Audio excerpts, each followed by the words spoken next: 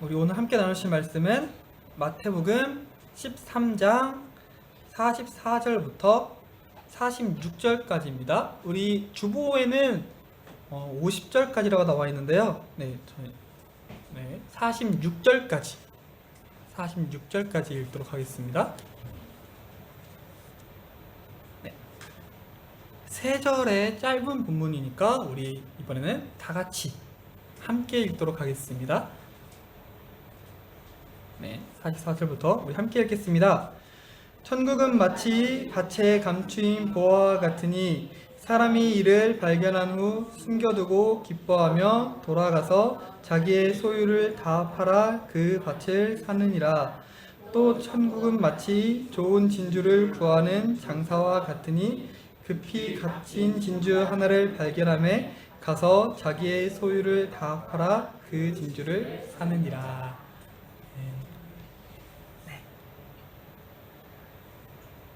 여러분은 혹시 수학에 지금은 풀렸지만 난제 중에 하나에 페르마의 마지막 정리라고 있습니다.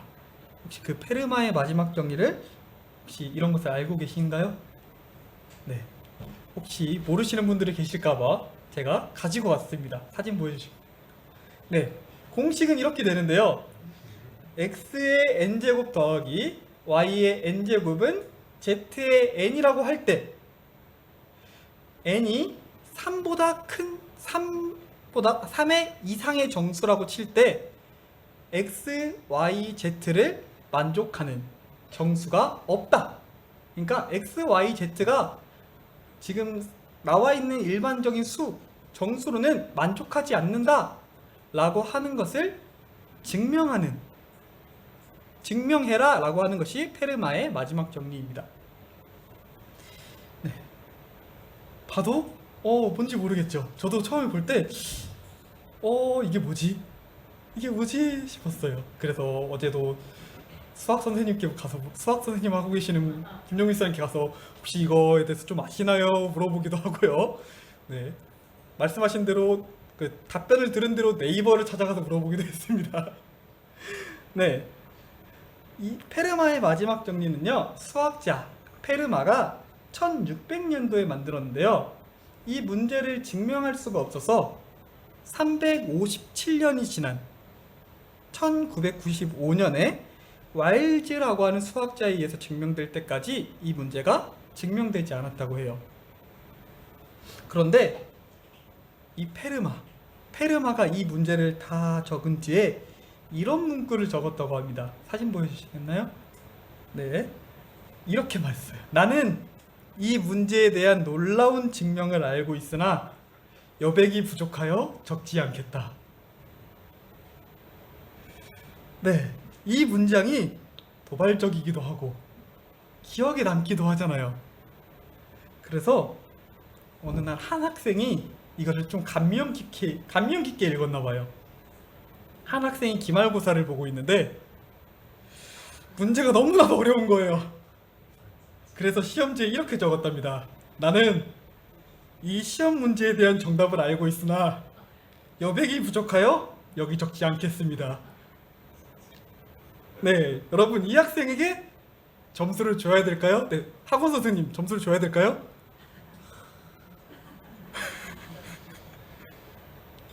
화가 나네요. 좋아요. 그러면 교수님 시험지에 이렇게 적었어요. 나는 간호학에 대해서 전부 다 알고 있지만 여백이 부족하여 적지 않겠다. 점수를 어떻게 주실까요? 그렇죠. 그렇죠. 네, 이 학생이 알고는 있대요. 하지만 적지 않겠대요. 네, 우리가 학창 시절에 시험 볼 때 이런 이야기를 하는 친구들을 볼 수 있습니다.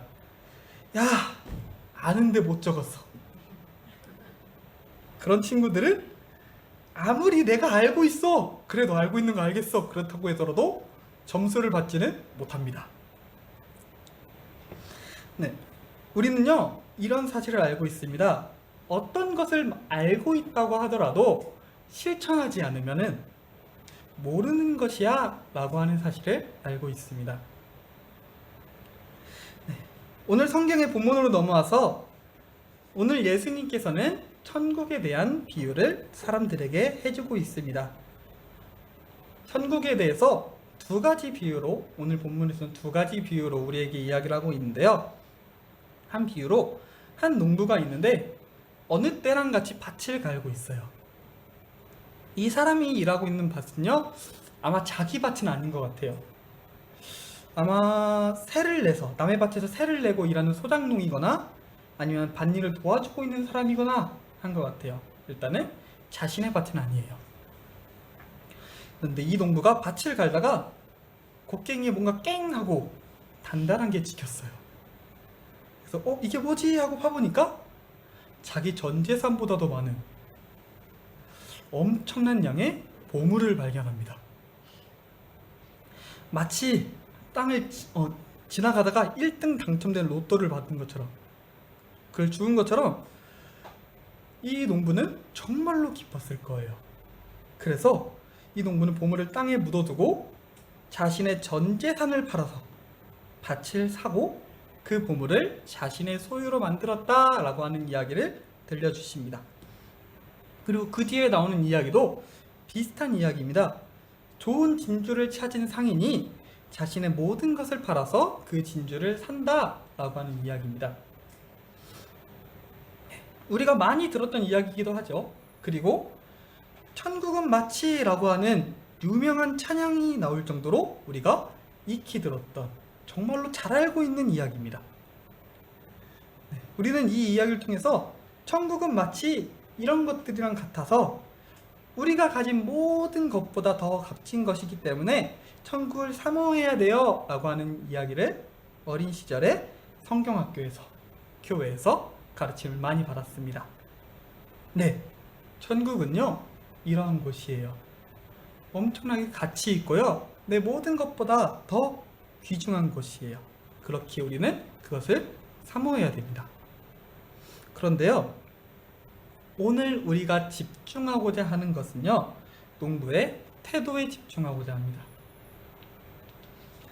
농부는요, 보물을 찾았을 때 일단 그 보물이 얼마나 귀중한 거야 라고 하는 것을 알았습니다.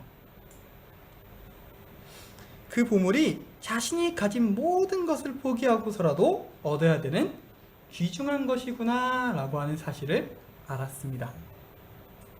그리고 그 농부는 어떤 행동을 했냐면 자신의 모든 것을 팔아서 그 밭을 샀습니다.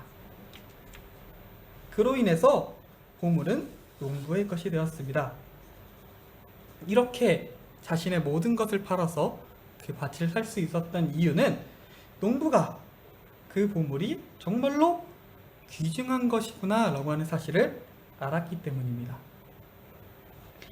그 사실을 알지 못한다면, 그냥 밭을 갈다가 깽 하고 뭐가 나왔는데 보물인지 모른다면, 그 보물이 귀중한지 몰라서 인생 역전의 기회가 왔음에도 불구하고 뭐야 그냥 돌멩이 하나 나왔네 라고 생각했다면 농부는 그 보물을 얻지 못했을 것입니다.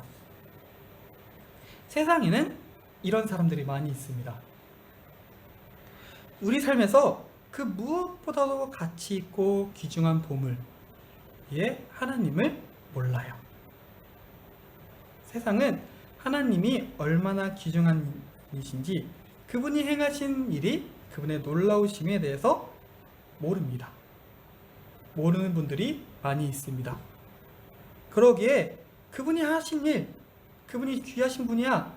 하지만 나와는 전혀 상관없는 사람이야 라고 생각을 하기도 하고요.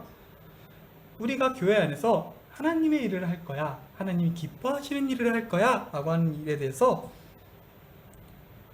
그냥 그들만의 리그, 자기와는 관련 없는 일이라고 여겨버립니다. 그런 사람들은요, 보물을 발견해도 뭐야 돌멩이 나왔네 하면서 다시 덮어버립니다. 귀하신 하나님을 모르시는 분들이 많아요. 그래도 다행히도 지금 교회에 나와서 예배드리고 지금 여기 모인 대다수의 분들은 지금 2단계는 넘어서신 분들이라고 믿습니다. 우리는 보물을 발견하고서 아, 하나님이 정말로 위대하신 분이구나. 우리를 위하여 이런 일을 하셨구나. 라고 하는 것을 지금 단계에서 아는 분들입니다.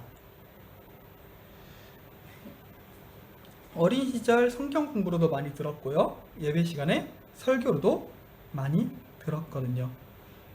최소한 하나님이 우리의 보화라는 사실을 우리가 알고 있어요. 그렇기에 예배도 나오고 귀하신 하나님을 기쁘게 해드리고 싶어요 라고 하는 마음도 가지고 우리를 그리스도인이다 라고 칭합니다. 그런데 아쉽게도 많은 믿는 사람들 중에서도 밭에서 꺼낸 이 보물이 귀하다는 것을 아는 이 단계를 지났는데 다음 단계로 가지 않는 사람들이 있어요.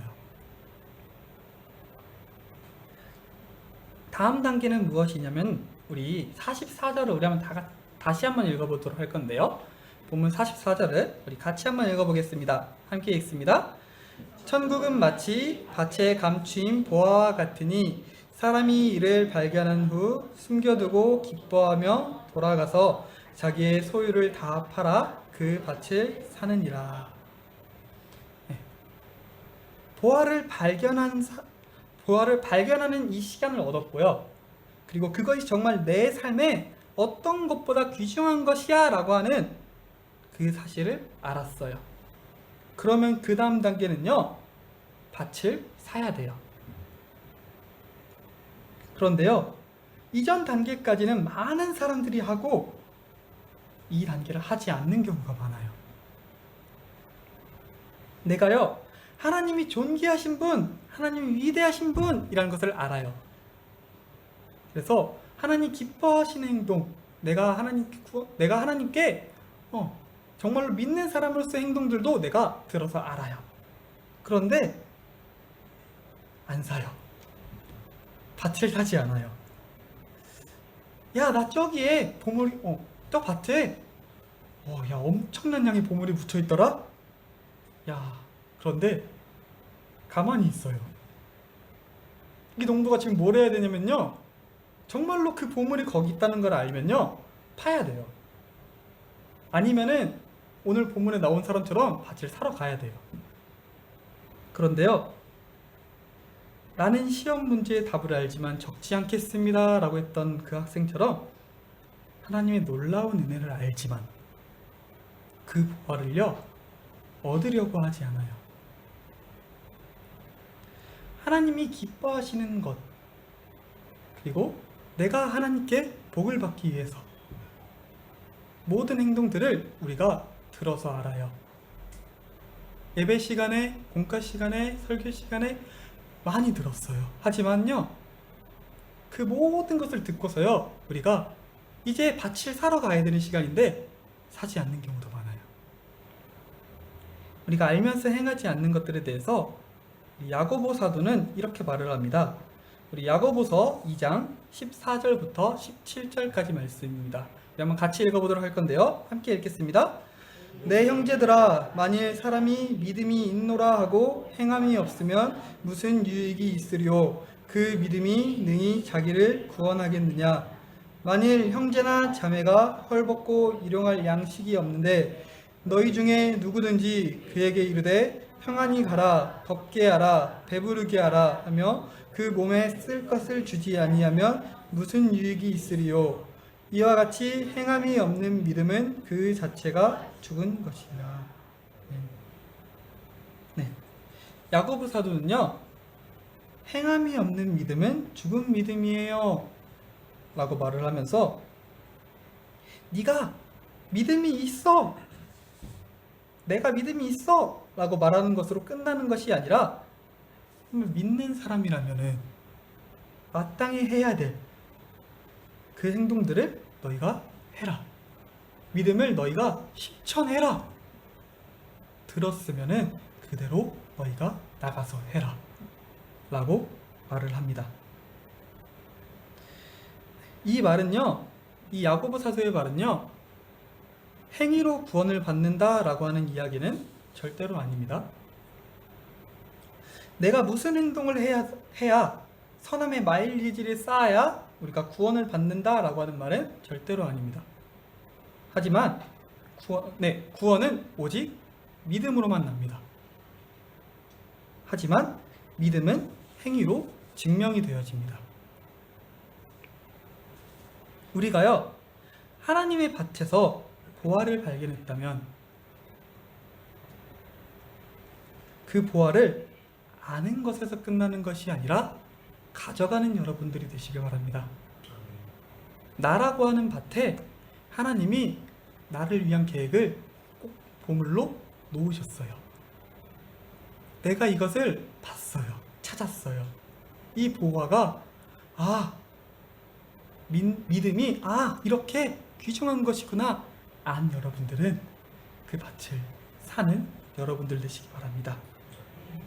내게 명령하신 것, 내게 원하시고 기뻐하신 것, 무엇이 하나님의 뜻인지 아는 여러분들은 오늘 지체 없이 행동한 농부처럼 행동하는, 그로 인해서 행함 없는 죽은 믿음이 아니라 믿음을 증명해내는 우리 여러분들 되시기를 주님의 이름으로 소망합니다. 이제 기도하겠습니다. 기도합니다. 사랑이 많으신 하나님 아버지, 감사합니다. 우리의 가장 귀한 것 되시는 주님, 우리가 주님의 보화를 가져가기 원합니다. 우리가 알고 끝나는 것이 아니라 주여, 우리가 행동하는 믿음을 주시옵소서. 아버지, 특히 교회에서 이제 준비하고 있는 여름 성경학교를 위하여도 은혜를 베풀어 주시고, 더운 여름 가운데 지치지 않고 주님을 따라가는 열정을 허락하여